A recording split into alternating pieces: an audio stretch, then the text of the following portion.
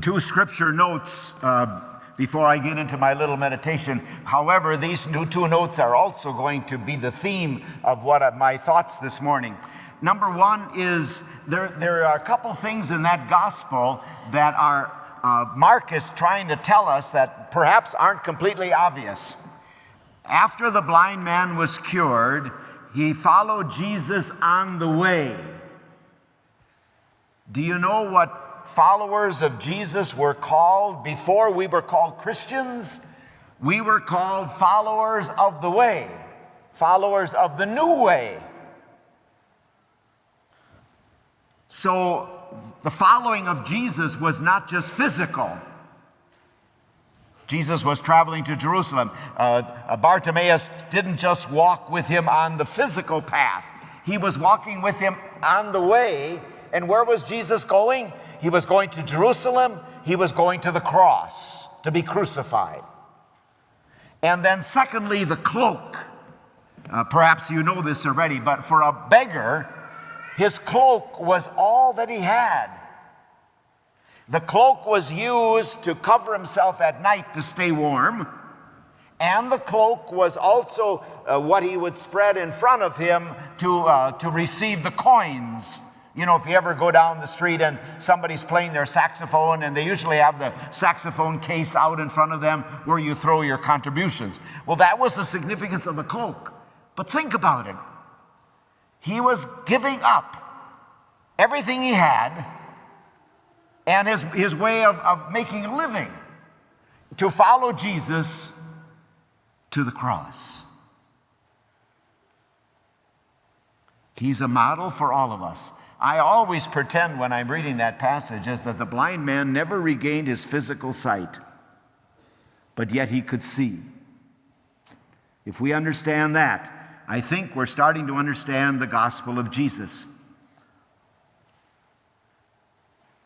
If you wouldn't mind for a moment, close your eyes. Last night somebody said he didn't open them up till communion, but if you would, just for a moment.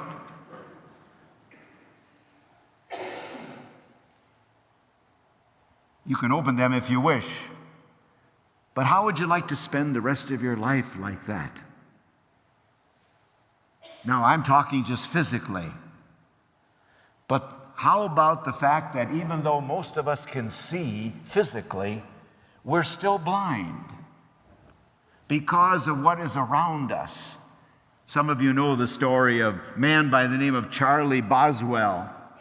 In World War II, he was blinded, saving another soldier from a burning tank, but it rendered him totally blind. But he was not going to be put down, and he was quite an athlete. So he took up the game of golf, and he became very, very good at it. In fact, 16 times he won the National Blind Golf Championship.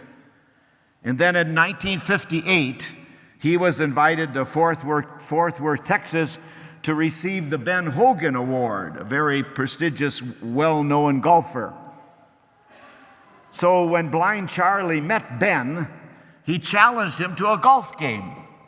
And Ben thought it was kind of a mismatch, but the blind Charlie insisted. So he said, fine. So blind Ben said, you want to put some money on the game? How much? Blind Charlie said, $1,000 a hole. Whew. Ben was hesitant, and he said, well, how many strokes do you want me to give you? He said, none. We'll play even up. He thought, wow, taking advantage of a blind man, it's not good. So he finally said, okay.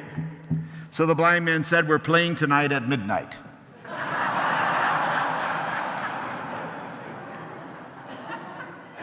But don't miss the point of that.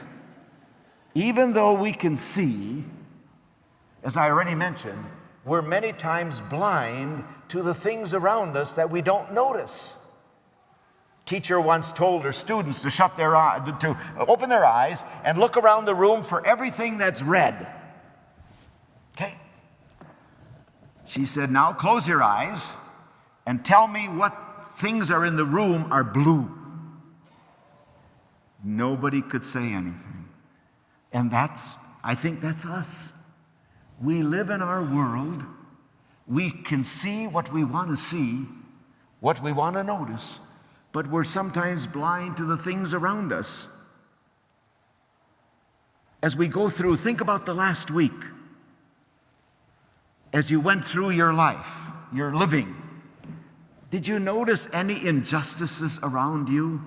We notice when they affect us, but when they affect others, aren't we blind to that? What about our prejudices? Every one of us has them, but do we see them? What about our indifference? We all hear the world problems, but if you're like I am, I say, it doesn't affect me. What can I do? We all want our investments to grow, don't we? But do we ever look deeper on perhaps somebody who has been treated unjustly so that our investments grow? What about the pain around us? Not only physical, but emotional. Somebody commits suicide and we say, I didn't even notice that they were in pain. What about our priorities? Things that we think are important. Jesus comes into our life and he says to us today, like the blind man, what do you want me to do for you? If you notice, the questions are kind of repeating, because last week we heard the James and John telling Jesus, we want you to do for us what we want you to do. Today Jesus says, what do you want me to do for you? How would we answer that?